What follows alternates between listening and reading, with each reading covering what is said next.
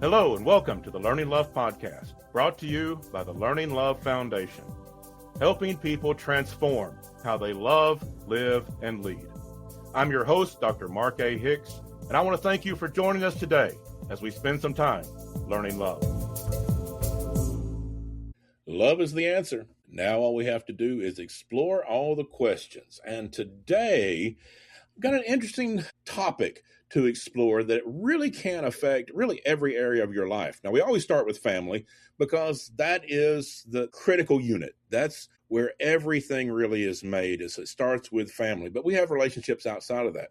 We have our work relationships, and we spend sometimes more time in our work relationships than in our family life. I don't know if that's good or not, but it's the reality for a lot of people. And we have friendships, we have relationships within organizations, and there is one key that we need to understand about all of these dynamics, all of these groups of people, family, friends, organizations, work, whatever it is. And if we understand this one key thing, we can help not only ourselves, but everybody in the group handle issues better. And it's this one understanding, and that is calm is contagious. So is panic. And so choose wisely. Calm is contagious, but so is panic. So you have to choose wisely. One of the things that we tend to do is fall into the group. We fall into the group, and groups tend to escalate. They tend to panic more easily than individuals. Now, I'm not saying there's not a moment that we shouldn't be upset or angry or any other emotions. There's times for this, but even when we feel that sense of emotion, that we're upset about something, we're angry about something, we can still approach that in a calm manner, which means we're problem solving. Panic is never a problem solver. Panic does not solve problems. Calm solves problems. Now, calm, again, can go with anger. Calm can go along with being upset or irritated, but calm keeps us in that problem-solving mode, that we are looking for solutions. Panic looks to escalate. It looks to release emotion, but it does not solve problems. And it's contagious. Within your family, within your work group, within your friends, these things are contagious. And so very often you can walk into a room and know what you're dealing with. There's just this tension in the air.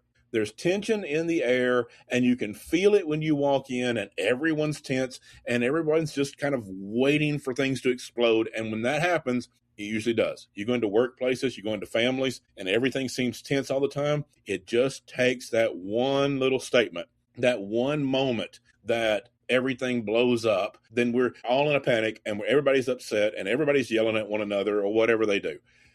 To understand how that affects groups, we need to know that it is contagious, that how we act is going to contribute to the group. And so the person who is the most calm within any group becomes the emotional anchor, becomes the person that is the closest to the problem solving, that these things are deeply contagious and they will spread through the group instantaneously, very rapidly. And there's reasons for that. This is not just random. There's actual reasons this is true in psychology. There's a thing called mirror neurons that the brain automatically sort of falls in to simulate the emotional state around us. Our brains are looking to sort of fit in to the environment around us. And we tend to mirror what we see around us when we're not paying attention. Our brains just automatically react to the panic, to the tension, to the high levels of emotion. In addition to that, our nervous system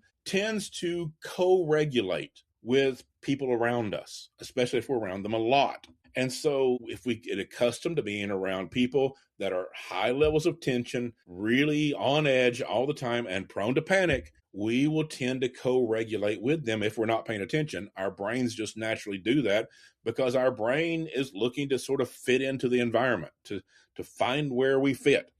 And so when we do that, when we just sort of go on automatic pilot and we go with the flow, we are going to emulate the people around us. Our brains are just going to do that. Also, our brains are set to detect threats. And so when we walk into a room or we're accustomed to being around family or friends or coworkers that are on high alert all the time, they are quick to panic, our brains are going to be understanding that there's a threat. We're going to pick up on that. We're going to be falling into that mode of everybody's tense. There must be something to be tense about. And so what is it I need to worry about? Maybe I should worry. Maybe I should be tense too, just in case something happens. When we fall into these groups, panic spreads like wildfire. And the smallest thing that may otherwise be easily handled gets out of control pretty quickly. Not because there's not solutions, not because we can't handle things, but because we've fallen into this group panic. We've fallen into this emotional, erratic behavior that is part of the personality of the group. And this is really easy to do right now because as a society, we've gotten used to this. We've gotten used to the outrage in social media. We've gotten used to 24-hour news cycles that are always looking to keep us watching by telling us how dangerous everything is and how bad everything is. And we have algorithms that are attaching to our emotional state and look to take advantage of our emotional intensity, because that keeps us scrolling, that keeps us in that social media. And so we have a society that rage is monetized. There are people and entities that make money off of our outrage. There are motivations for organizations, news media, and so forth to use that emotional intensity. And so we live in a society that is very much in the realm of panic and intensity and outrage. And this is contagious. If we continue to act like this, it just continues to escalate. But as I said before, the calmest person in the room becomes the emotional anchor. And so we are not slaves to this algorithm or to this group behavior or anything else. We can make choices. And so when we come into these rooms where people are prone to panic, if we have families that tend to become outraged at the slightest thing, if we have workplaces that panic at the slightest moment, the slightest inconvenience sets everyone off, if we are the calmest person in the room, we are going to start bringing the temperature down a bit. Now, I'm not saying we can fix everything automatically. It's not going to be transformational immediately, but it does bring the temperature down a bit. It affects everyone around us because calm is just as contagious as panic. Both are contagious. And so there are going to be people in your family, there's going to be people in your workplace. If you learn to take a breath, if you learn to stay in that problem-solving mode, people are going to notice that because there's going to be a desire for that. There's going to be people in the room that are feeling that sense of panic that are not enjoying it. Now, there are people that live off of it. There are people that enjoy the panic. There's people that live off the outrage. They get so addicted to it that it's just part of their lifestyle. But there's a lot of people that don't enjoy it. They really don't want to feel outraged all the time. They don't want to feel panicked all the time, but they just don't know how to stop because they've gotten caught up in this contagious behavior. If you want to affect your family and your workplace and your relationships in a positive way, practice calm. And let that be contagious. It'll be slow at first, but let that be contagious. Again, that doesn't mean you don't feel emotions. You can be angry. You can be upset. You can be distraught over things and still be calm because calm is a matter of problem solving. Keeping your head about you, even though you feel the emotions, taking a deep breath and saying what are possible solutions to this issue.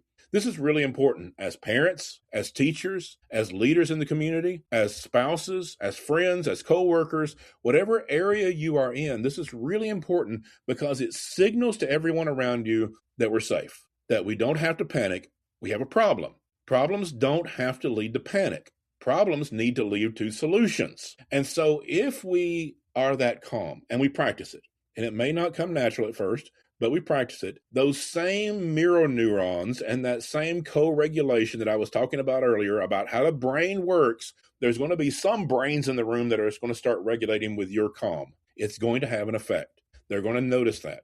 And when you say things like, all right, this is a problem, nobody's happy here, but let's see how we can solve it.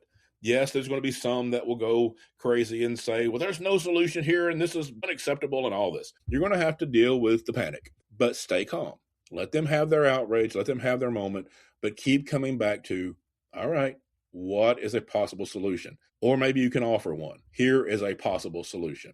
When we do that sort of thing, it has an important effect on the room and ultimately on the family and on the workspace or wherever it is. When we do that, we start to slowly transform things where our family, our friends, our coworkers start mirroring, start co-regulating with that calm. It is contagious, and we become problem solvers. And even when a problem can't be solved, it can still be addressed. There is always something we can do to at least address a problem, to make things a little better, to try to make things better in whatever the situation is, and work towards solutions. And when we do that, we start bringing groups together. Instead of tearing groups apart, yelling at each other, we're now working together to try to find solutions. We're all kind of bringing our heads together and trying to find something that will make this situation better.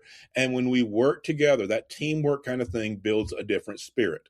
Now, that may sound outlandish. That may sound, hypothetical, that yes, in a perfect world, that would be nice. This is actually possible. It takes a while, but the reason you have such panic and such outrage and such emotional upheaval in your families and in your workspaces and other organizations is because it's contagious. People have learned to live like this, and they have learned it from other people, other friends, other family. It is contagious. Calm is just as contagious. It takes a while, but it works.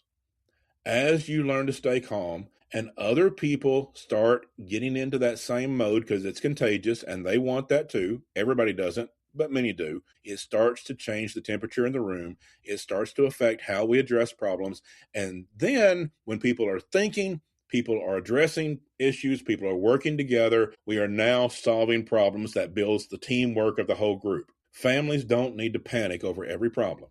They need to work together to solve problems. Yes, you can be upset over it, but calm will take you a long way into solving those problems. It's hard at first.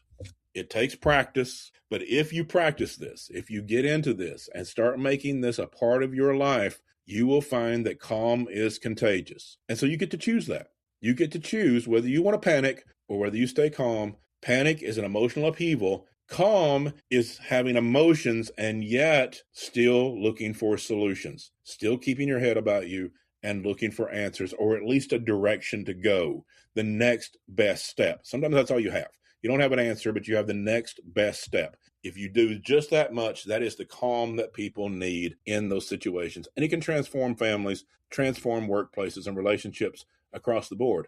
Our society is not built on this. Again, our society is built on outrage and panic, but it's not healthy. Healthy families, healthy workplaces are not built on panic. They're built on calm, and both are contagious. So choose wisely. And that's my thoughts this week as we are looking to build better lives through better relationships. This program is brought to you by the Learning Love Foundation, and you can find out more by going to learninglovefoundation.com. As always, I want to thank my producer, Abby Graves of Abby Graves Productions, and thank you to all of you for listening. Until next week, love well, everyone.